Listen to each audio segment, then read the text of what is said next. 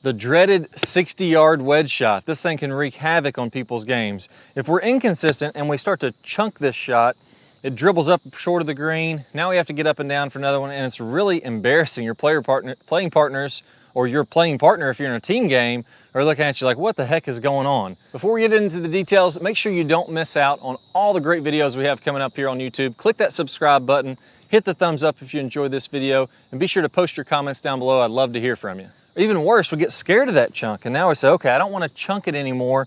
Let me try to go a little bit thinner. All of a sudden I catch the ball thin, it shoots 20 or 30 yards over the green, out of bounds, or in way worse trouble than if I'd chunked it, and we can really get inconsistent.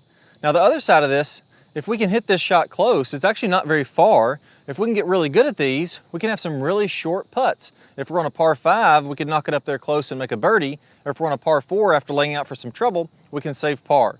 So on the top end, on the best, we can get pretty consistent getting it down in 2 strokes, or on the worst end, it can take 3, 4, or even 5 strokes to get down from here. So I'm going to talk about the 3 main keys, the big mistakes that I see players that struggle with this, that they do incorrectly. We're going to talk about the right way to do this so you can feel like a master of the short game.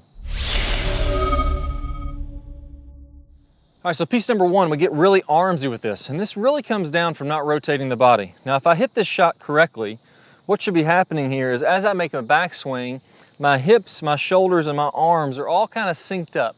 They're all moving together. On any of these shorter swings, we want everything moving together much more than we do in a full swing shot.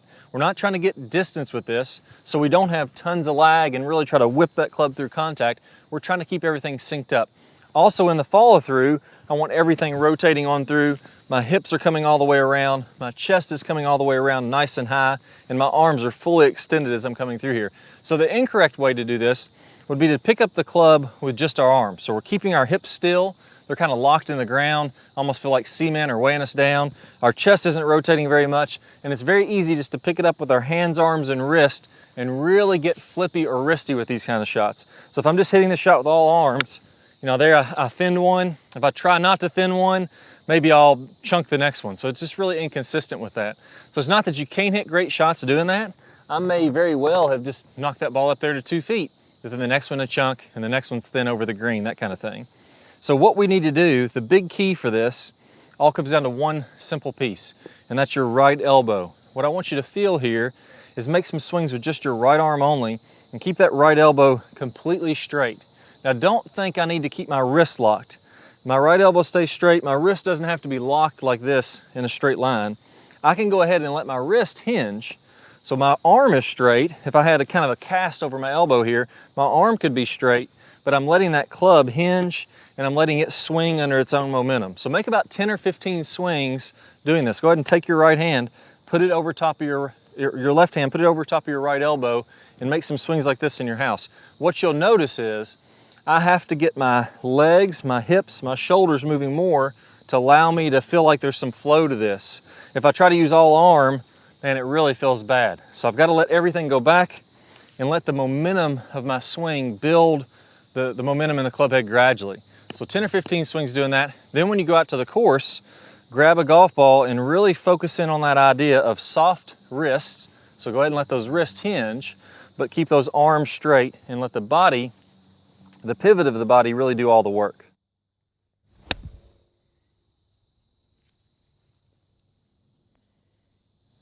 All right, so on to the next piece. We've got the straight arm, we've got the body moving a little bit more. Here's the real culprit that can lead to absolute disaster, and that's decelerating. I've got a great drill for you to really make sure that you accelerate through all these. What I want you to do is only take the hands back to what feels like knee high. Now, what happens when we decelerate is we just get a little loose with the backswing. We start taking it too far back, and before we know it, we say, okay, well, I'm stopping right here. But if we looked at it on camera, we'd be way back up here somewhere, and then we have to naturally slow down. As we slow down, that club face wants to overtake my hands. So it's kind of like we talk about in some other videos, how if you can imagine a fan blade and I had this club tied to this fan blade. Well, as long as the fan blade keeps on spinning and keeps on rotating, this angle is going to be retained. So it's conservation of angular momentum. But if I slow this fan blade down, what's going to happen? That's going to whip right on past. The exact same thing happens in this golf swing.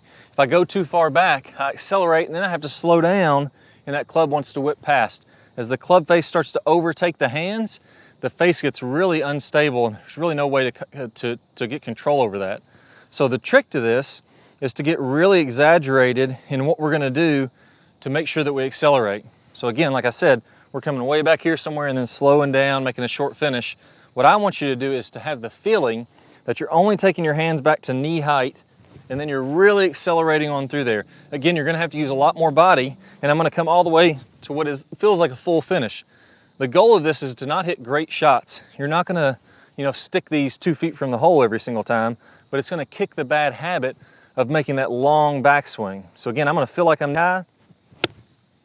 Hit that one pretty good, right on the flag. So again, if you don't hit a good one, that's completely fine. Do 5 or 10 of those to really break the habit. Now you'll notice when you watch that video, I said I was knee high, but in reality, I came much farther back than that. And you're gonna do the same thing too. So if we concentrate on making it just a little bit shorter, it's gonna keep going farther and keep going farther back, and we're gonna struggle with this for days or weeks or even months. Let's kick the habit, try to go way, way short and then really accelerate on through. It'll force us to make a good swing. Now we've covered the basics of this. We all know that we need to accelerate through the shot, and we need to make sure that we keep those arms a little straighter, that way we can rotate our body. That's the real fundamentals of this. Now let's get a little bit more advanced. If you really want to have those high spin shots, we got to de-loft this club. The pros are de-lofting the club about 30% on these wedge shots. So I recommend you can either take a 56 or a 60. If you're trying to get the maximum spin, I'd probably go something closer to a 60. A little bit less spin is going to be a 56, but a little bit more controllable. So here, I have my 56 because this green's sloping back to me. It's not going to be that hard to get the ball to stop, but that doesn't mean that I'm going to hit with 56 degrees loft on this club. If I did that as I came down, the club shaft would be straight up and down. That's the natural loft that's designed on this club. That's not what the pros are doing though. The pros are taking about 30% of that loft off. That would leave me with around 39 degrees of loft on this 56 degree wedge at impact. That's really the sweet spot there. If I can get somewhere around 39, 40 to 45, anywhere in that ballpark there, what that's gonna do is allow me to get maximum friction on the club face. If I have the normal loft of the club face, let's say that I'm hitting down into the shot, you're gonna have to hit down slightly into all of these. So let's say I'm hitting down at 5 degrees and I have 56 degrees, or this club is straight up and down at contact. What happens is that's a very glancing blow. If you wanna imagine this a little bit more extreme, let's imagine I had this club face wide open, 90 degrees, there's no loft on this club, or all the loft on this club possible. It's pointing right up toward the sky. If I was to swing and try to hit this golf ball, the golf ball wouldn't have enough friction on the face to really grab the face and start to spin. It would just slide. It would come out very high. It really wouldn't have a lot of spin on it though. As I start to de-loft the club a little bit more and a little bit more, it gets more and more friction until it reaches its maximum friction. And that's right around, if you have a good clean lie, it's going to be able to use it from everyday use. That's going to be somewhere around 40 to 45 degrees of loft at contact when you're hitting these wedge shots. So if I don't have forward shaft lean, then I'm really going to struggle to get the zip and the spin on there that I want to have. So on these, we really want to make sure that that shaft is leaning forward as I'm coming to contact. There's a couple key points with this. The first one is, I want to feel like if I had a golf ball here, I'm going to be opening up to the target and tossing that golf ball to the target. As I open up more, that's going to allow me to much more easily get my hands in front and to have them leading the club head. If I keep my body facing this golf ball, again, I have to use all hands and arms again, and I'm pushing across my body, and I'm going to tend to chicken wing. Don't want that left arm to fold up, and I'm going to tend to push that club face ahead and add some loft to that. So that's the first piece here. I really want to feel like I'm opening up to the target.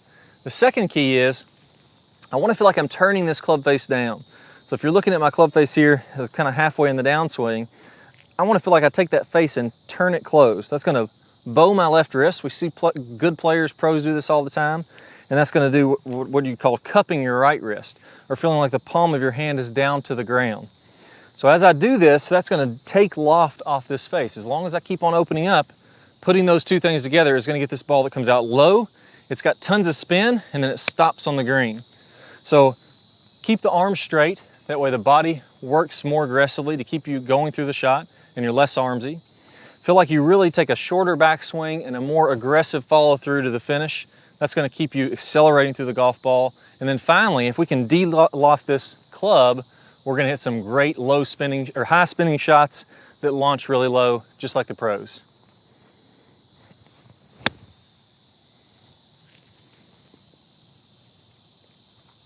So how do we take this to the full swing? So we talked about in this wedge shot how we really want to have that forward shaft lean. Pros are doing the same thing in their full swing.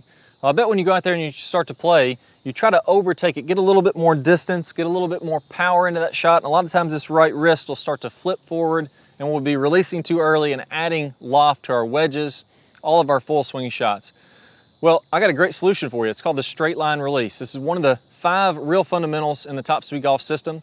And what this is going to do, if I can visualize my release being in front, then I'm naturally going to swing through the golf ball with my hands leading the way, and my club head won't catch up until out in front of this golf shot. I'm going to show you a preview of one of my best straight line release videos. All you need to do is click the iCard that pops up on your screen or the link down below in the description. You'll get instant access to that video, and you'll go ahead and be releasing on those full shots out in front, really compressing the golf ball. Let's get started. A common misconception I see is that we want to create lag and we just want to hold that lag all the way on through contact and get as much lag as we can coming through contact, and that's simply not true. In the release section, we're going to talk about how to turn that lag into energy, how to turn that into speed so that you can hit it very far and do it, like we mentioned, without hardly any effort at all. And as we're coming through contact, we're going to fully release this angle as we're about 45 past contact. So if I draw, a 45-degree angle, I should be looking at both arms, nice and straight, the club splitting those arms, so that by releasing the club, by getting this angle to release as we're coming through contact, that's what's going to create the speed. Our hands are moving a very short distance, our club is moving a very long distance through contact, and it creates that whip-like effect. Very different swings hitting the exact same position. So first let's take a look at Dustin Johnson, releasing the club 45 past. And the reason we're going to see such different swings producing similar positions is that this is the real physics of how this has to happen. Here we're looking at Sergio Garcia. Again, we're going to see tons